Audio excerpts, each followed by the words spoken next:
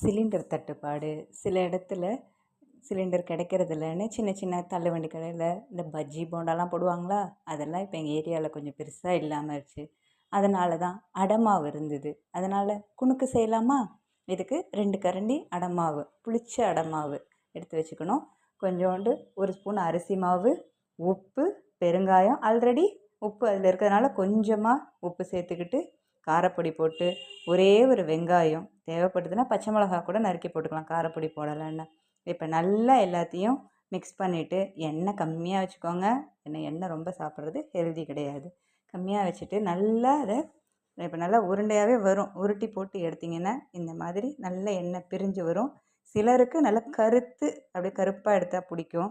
சிலருக்கு அப்படியே சிவப்பாகவே அப்படியே பொன்னிறமாக எடுத்தால் பிடிக்கும். அதனால் உங்கள் ஆப்ஷனுக்கு தகுந்த மாதிரி எடுத்தால் நல்ல டேஸ்ட்டான குணுக்கு ரெடி. வீட்டிலையே செஞ்சுருக்கோம். அடமாவும் வேஸ்ட்டாக கொட்டிட வேண்டாம். ட்ரை பண்ணி பாருங்கள்.